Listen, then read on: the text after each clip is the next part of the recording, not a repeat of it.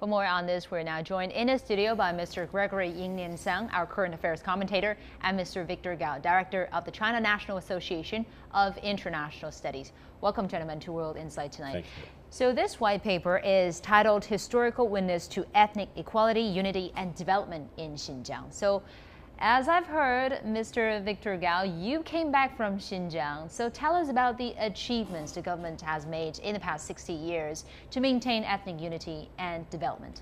Yes, I just recently came back from Xinjiang after a 10-day visit, and I visited both the northern part of Xinjiang as well as the southern part of Xinjiang. And I can see that people throughout Xinjiang are preparing for the big celebration of the 60th anniversary of the founding of the autonomous region. And I can see with my own eyes the tremendous amount of transformation in terms of much better infrastructure, highways, railways, and new towns, for example, and many water projects which bring water to desert areas, and also much more improved productivity and efficiency. So I would say that after 60 years of tremendous amount of transformation, Xinjiang today is really a very new Xinjiang, well positioned to play a role not only in China, but also in this major push for the One Belt, One Road initiative. So I would say that Xinjiang's benefits will spill over beyond the border into the Central Asian and Western Asian region in the coming years and decades. Of course, the economic development in Xinjiang is broadly recognized all around the world, but what about the ethnic unity in Xinjiang, Mr. Zhang? I do believe in that area there are substantial achievements already demonstrated by these accomplishments. Whenever I have things like that happen drastically, impressively, doesn't happen by accident. I suppose it's the leadership of the central government and local administration, plus the efforts of the people in the location, ethnic minorities or not, to work together, plus the geographic location and natural resources available to promote economic and social change. So these things combined with the 天时地利人和, the timing and the geographic location and the people's efforts together to make things happen like that. I'm glad to see this is the case. Well, Xinjiang Autonomous Region is granted autonomy by the system where they can work under united state-level administration, but they can exercise maximum autonomy. Tell us more about how the system works.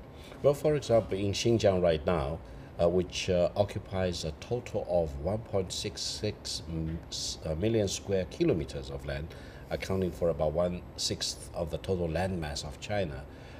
There are about 24 million people, and the minorities actually accounted for about more than half of the population.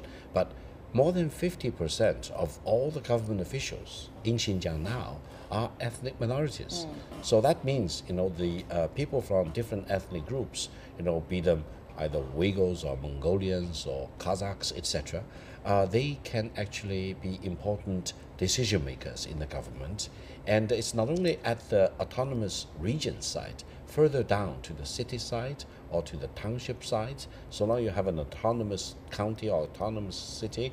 It's the same case. Autonomous regions and cities mean that the top administrator need to be from one of the minorities. This ensures that people care about the cultural and religious and heritages of these minorities, and also languages are preserved and used as working languages, and also people are allowed and also encouraged to go to mosques if they believe in Islam, for example, or Buddhist temples if Buddhism is their religion. So I think this kind of a diversity in many ways is very much protected in Xinjiang. There are some ethnic racial problems in Xinjiang. They occasionally flare up into many crises, but overall I can say that the situation is well maintained, and people do want and long for stability and peace and development. There's a little bit of ambivalence here because you've mentioned the language and religion there in Xinjiang.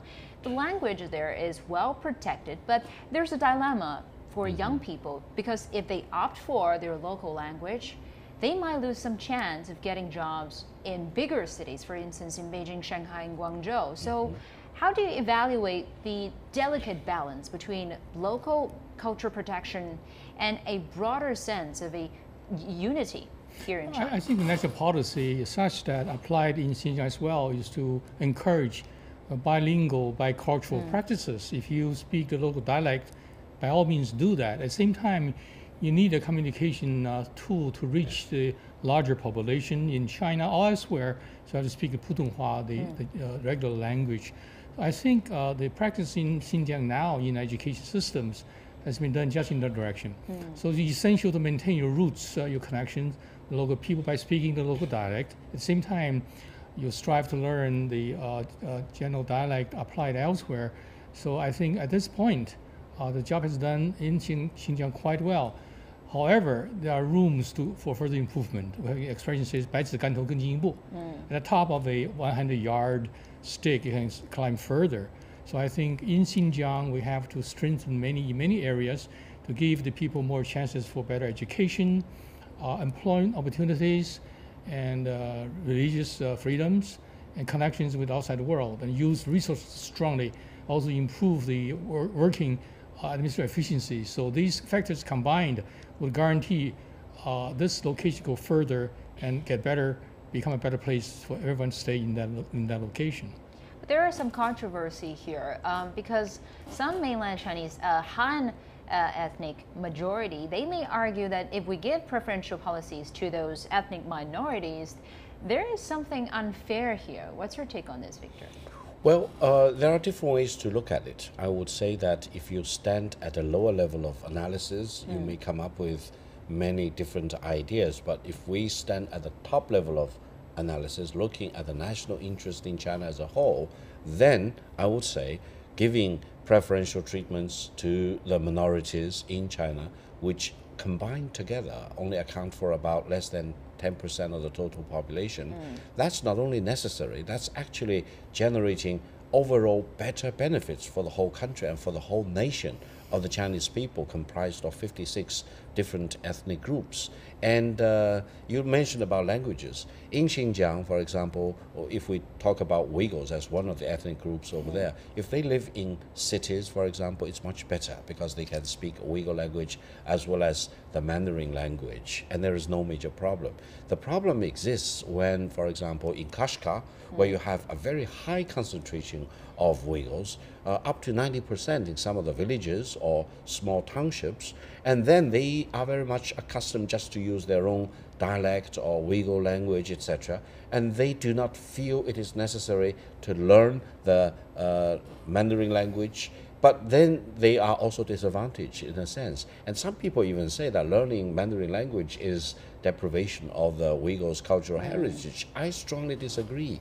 I've even used the example of myself. Having learned English doesn't take away my Chineseness in a sense. I think they probably should look at learning Uyghur language versus the Chinese language in a similar way. Knowing another language or dialect definitely is an additional asset that you can use not only for your own promotion, but also generating social benefits for your community, for your people, for your family members, etc. So learning another language for the minorities probably is the must in China, and educational focus should be shifted over there. Let me add something to that. I think because of globalization, urbanization, no matter where you stay as a minority, it's essential to have to go beyond your boundaries to go up, go further. Therefore, a language capacity is a must. So in this case, they have to know that without this facility at their disposal, they will be handicapped. So I think the education system in Xinjiang now is enforcing that two-track language studies, and I think it's a very important activity. On the other hand, of course, it's not a numbers game. For example, you have 2/3 of the employees in Xinjiang in administrative and legislative positions. But numbers just numbers. Maybe 5% will take the charge. So still, you have improved the qualities of everyone in position, and also no matter who you are, you're Han or not, you do your job correctly and faithfully, and to deliver services to the local people. That's the final analysis. There's a widespread understanding that economic development is solution to all kind of problems. Take Xinjiang, for example. Some may argue that we have granted Xinjiang autonomy and we have made it develop much faster than it used to be 6 decades ago. So is just economic development enough for Xinjiang in terms of promoting ethnic unity? Definitely, economic development is necessary, but it's not sufficient. And if you look at the geographical situation of Xinjiang, it borders with about 8 neighboring countries, including countries like Afghanistan, which has been plagued for decades, by extremism and terrorism and fundamentalism. And sometimes these evil forces actually spill over across the border into Xinjiang, and sometimes they hijack the agenda of some of the minority groups in Xinjiang. So I would say that while we need to continue to promote economic development in Xinjiang, I think we as a country also need to be very wary of the spillover effect from across the border. And sometimes, for example, there are also separatist extremists who want to create all kind of havoc and split Xinjiang away from China as a whole. And these forces, are not directly related to economic development. Despite of all the achievements we have made in the economic sector, these extremists or fundamentalists may still want to do things their way, which actually may sometimes result in indiscriminate killing and maiming of innocent people. So I think the efforts should be kept up in strength against these very dangerous forces in Xinjiang to make sure that overall stability, social harmony, and peace can be maintained for all the people over there.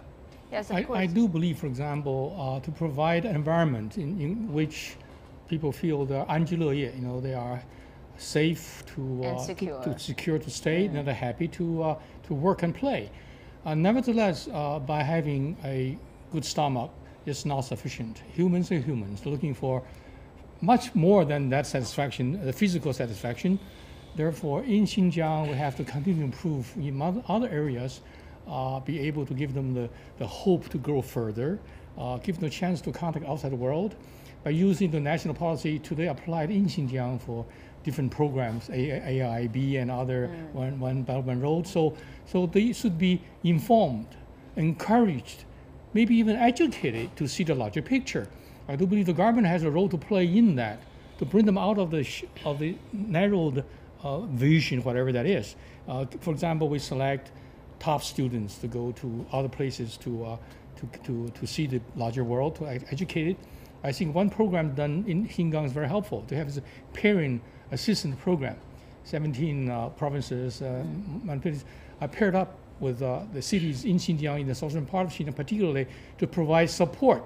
So this program has done 5 years already, the second round. So this is one of the things can be reviewed carefully to find out what has been done successfully, what can be further improved. So we need all the resources, all the attention, all the efforts together to make things work. But there's a problem here that still exists among our society, is racial profiling. For instance, if we see in the airport security check, we may profile a Uyghur ethnic minority as maybe linking to terrorists. That's the same case in US, for instance, as well. How can we improve that situation? I think any kind of racial profiling is unfortunate, and they should not be tolerated. On the other hand, I think there are real cases of extremists' attack against innocent people, especially in well-chosen public places like railway stations, airports, or public squares, etc. And their intention is to be indiscriminate, is to strike fear and strike terror among innocent people and public at large. So I think the law enforcement authorities really need to beef up security measures, and also they need to become more sophisticated in identifying beforehand those evildoers who may have bad intentions against the innocent public. But any kind of racial profiling or any kind of very preliminary kind of a very rude form of discrimination, even if they have the good intention of weeding out the terrorists and the fundamentalists, should not be encouraged. I think any person who is Uyghur, who loves the motherland, for example, and by the law, should have equal freedom to express him or herself and travel freely, and also enjoy job opportunities freely as any other people in any other ethnic group. But if they, for example, really want to commit terrorist attacks against public and innocent people, that puts them into another category. And the law enforcement agencies need to be able to discriminate between these two very different types of people. Simply using racial profiling is the bad approach. Let me mention, for example, 3 possible approaches to, if not eliminate, at least reduce terrorist attack. Number one, we should learn from the international experiences, whether it's BRICS or the Shanghai Cooperation Organization, or BRICS or G20. So learn from international experiences what has to be done to safeguard, to have a preventive action taken ahead of time. Second, of course, we have to improve the local situations as a whole to eliminate the fundamental reasons of this to happen. Whenever you have a location that close to foreign territories, there could be foreign infiltration, obviously, whether it's East Turkestan or not. But if you can make the place a better place to stay, that possibility rather reduced. Thirdly, you have to mobilize, the people in this place to do the job for themselves, to take initiatives, improve the local situation, learn from foreign experiences, and do the job well as a team.